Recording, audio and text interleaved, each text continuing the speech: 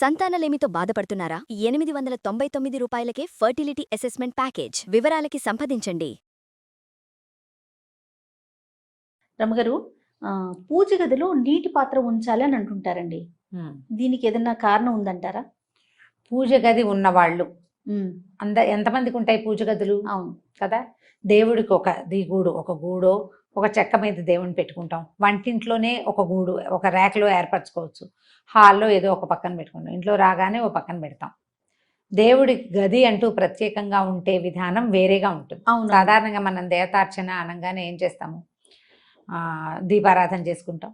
తర్వాత ఏదో పళ్ళో ఫలమో పంచదారో బెల్లం ముక్కో పటికి బెల్లమో, పంచదార అందరూ పెట్టరు, పంచదార పనికిరాదన్న భావాలు కూడా ఉంటాయి. అవును, పటికి బెల్లం కానీ బెల్లం కానీ లేకపోతే ఇంకేదైనా పదార్థం చేసుకుంటే చేసిన పదార్థము నివేదన చేస్తాం. సాధారణంగా నివేదన చేయాలంటే ఏం చేయాలి? నీళ్లు చల్లి దాని మీద ఒక మంచి శ్లోకం ఉంటుంది. తత్వం తత్వేన పరిశించామి అని శ్లోకం. ఇది పరిశేచన చేసి, అంటే దాన్ని మీద నీళ్ళు శుద్ధి చేసి ఈ పదార్థాన్ని అయ్యా నీకు 5 పంచప్రాణాలకి ఆహుతులు ఇస్తాం. ఇది పద్ధతి. అప్పుడు పక్కన నీళ్లు పెట్టుకోవాలి. మనం ఏ పదార్థాన్ని నివేదన చేసినా, అంటే అన్న నివేదన చేసినప్పుడు మనం అన్నం తినేటప్పుడు ఎట్లా మంచినీళ్ళు పెట్టుకుంటామో అట్లా ఒక గ్లాస్తో తప్పకుండా నీళ్లు పెట్టాలి. ఉడికించిన పదార్థాలు ఏవి నివేదన చేసినా, ఒక్కటి చేసినా 10 చేసినా కూడా, పాయసం చేసామనుకో పాయసము మంచినీళ్ళు, పులిహార చేస్తే పులిహార మంచినీళ్ళు, అన్నం మీద కాస్త బెల్లం ముక్క పెట్టి కాస్త నేర్చుకేసి నివేదన చేసామనుకో అప్పుడు కూడా ఒక గ్లాస్ మంచినీళ్ళు. ఇది ఫలాలు పళ్ళు బెల్లం ముక్క పటికి బెల్లం ముక్కకి అక్కర్లా, కానీ ఉడకబెట్టిన పదార్థానికి తప్పకుండా ఒక గ్లాసు మంచినీళ్ళు కూడా పెట్టాలి. మనకి ఎట్లా అవసరము అట్లా. పళ్ళతో పాటు నీళ్ళు ఇవ్వక్కర్లా, బెల్లానికి నీళ్లు పెట్టరు. అంటే ఇది పూర్తిగా సాంప్రదాయబద్ధమా అంటే మనం సాధారణంగా చెయ్యగలిగే విధి సంగతి చెప్తున్నాం. ఓకే, ఇలా పెట్టుకోవాలి. ఇలా పెట్టినప్పుడు ఈ నీళ్లు ఉంటాయి.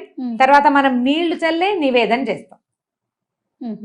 నీళ్లు చల్లకుండా పళ్ళని ఊరికే పెట్టి తీసుకో అని చెప్పరు.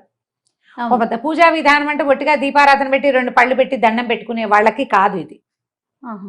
ఇట్లా నివేదనగా చేయగలిగే వాళ్ళకి, ఆ రకమైన మంత్రాలు నేర్చుకునే వాళ్ళకి పుస్తకాల్లో ఉంటాయి. అవి చదువుకుని నివేదన చేయాలంటే, మనం సత్యనారాయణ వ్రతం చేసినప్పుడు బ్రాహ్మణాయన వచ్చినప్పుడు చెప్తాడు కదా, అవును, నీళ్ళు చల్లి చెబుచ్చండి, చేయి చూపించండి, ఇలా చెప్పండి.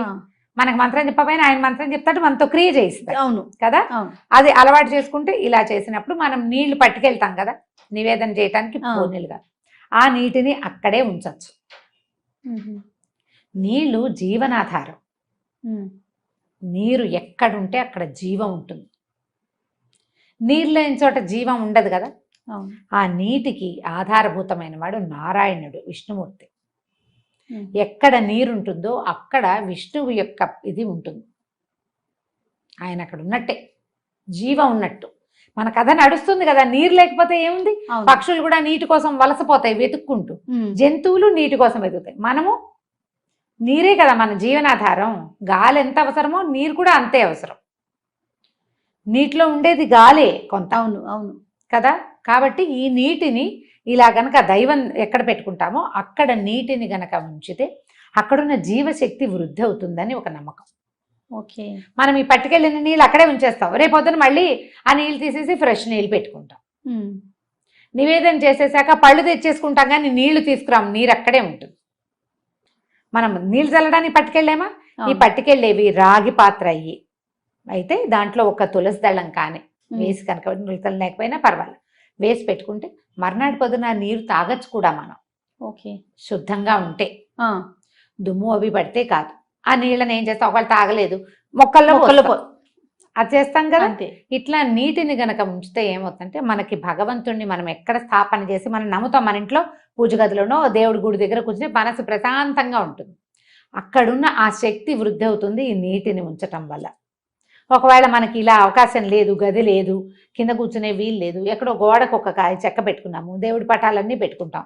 తెల్లవారుగానే ఏదో 2 పువ్వులు పెట్టుకుని కాస్త దీపం పెట్టుకుని అగరత్తులు వెలిగించు దండం పెట్టుకుంటాం. అక్కడ కూడా మీరు ఒక గ్లాసు నీళ్ళు పెట్టుకోవచ్చు. పడిపోకుండా ఏర్పరచుకొని పెట్టుకుంటే పవర్ పెరుగుతుందని భావన. అక్కడ జీవశక్తి వృద్ధి అవుతుంది అని. అవకాశం ఉంటే పెట్టుకోండి, అవకాశం లేకపోతే మనస్ఫూర్తిగా ఒక నమస్కారం చేయండి. ఎందుకు పెడతారు అని చెప్తున్నాం, కానీ పెట్టి తీరవలసిందేనని మాత్రం లేదు. ఓకే, పెట్టాల్సిందే అని కాదు. పెట్టుకుంటే మంచిది, మీకు కుదిరితే పెట్టుకోవచ్చు, మీ ఇంట్లో అలవాటు కూడా ఉంటే. లేనిపోని అలవాట్లు చాదస్తాలకి దిగద్దు, కాంప్లికేటెడ్గా చేసుకోకండి లైఫ్ని. అక్కడ అవకాశం లేదు, నీళ్ళు ఏదో పెట్టకపోతే కొంప అయిపోతుంది. మునిగిపోతుంది అలా అనుకోదు, అలాంటి భావాల్లోకి వెళ్ళదు. నేను ఏ పాయింట్ చెప్పినా మిమ్మల్ని చాదస్తాల వైపు, పాత పద్ధతుల వైపు తప్పకుండా అది చేసి తీరాలనే భావాల్లోకి తీసుకెళ్ళటం లేదు. ఆ ప్రయత్నం చెయ్యను నేను. మీకు అవకాశం ఉంటే చేసుకోమంటారు. చేయండి, ఆసక్తి ఉంటే. ఒకవేళ మీరు పెట్టదలుచుకున్నారు, మీకు అవకాశం ఉంది, ఇంట్లో పెద్దవాళ్ళు వద్దన్నారు అనుకోండి, అప్పుడు పెట్టద్దు. మన ఇంట్లో అలవాట్లేదు, ఇప్పుడు నీళ్ళు పెడితే ఏవో వస్తాయి, ఏం అవదు, మంచే. కానీ వాళ్ళు వద్దు అంటున్నప్పుడు ఎందుకు? వద్దంటున్నప్పుడు చెయ్యొద్దు, దాని బదులు ఇంకొకటి చేయొచ్చు చెప్తాను. మన వాకిట్లో కానీ, మేడ మీద కానీ, మన బాల్కనీలో కానీ పక్షులు తిరుగుతూ ఉంటే ఈ ఎండాకాలం రోజు ఒక బౌల్తో నీళ్ళు పెట్టండి. భగవంతుడి దగ్గర పెట్టిన దాంతో సమానం. జీవాలకి మనం నీరిస్తున్నాం, మరి నీరే జీవనాధారం అని చెప్పుకున్నాం కదా. ఆ నీటిని ఇచ్చినందుకు భగవంతుడు మనని కరుణిస్తాడు. ఇది గొప్ప సహాయంగా పరిణమిస్తుంది. ఎలా దేవుడి దగ్గర నీళ్లు పెడితే ఫలితమో, పక్షులకి నీరు పెట్టినా కూడా అంత మంచి ఫలితం కూడా లభిస్తుంది. ఆహారం వేయకపోయినా పర్వాలేదు, అవి పురుగులో ఒడ్లో ఏవో ఒకటి వెతుక్కుని తింటాయి, నీటికి ఆవురావురు అనిపోతూ ఉంటాయి. మనలాగానే అవిను. అవును. వాడు ఎండలేని చోట కొంచెం నీరు పెట్టండి. ఒకవేళ అలా కుదరనప్పుడు ఇలా చేసుకోండి. ఇది మంచిది, మనకు ప్లస్ అవుతుంది, పాజిటివ్ ఎనర్జీ. అది అవకాశాన్ని బట్టి చేయండి. దీన్ని అయితే ఎవరు కాదనేది కాదు కదా. ఎవరు కాదంటారు కదా, అది పెద్దవాళ్ళు కాదంటారు. మన ఇంట్లో అలవాట్లేదు, మనకి లేదు, లేనిపోని చాదస్తాలకి వెళ్ళొద్దు, అలాంటి అలాంటివి ప్రశ్నలు ఏమి ఉండవు, ఉండకుండా ఉంటుంది. ఇది మంచి పద్ధతి. సూపర్ అమ్మ గారు. నమస్తే అండి. నమస్తే చేయండి.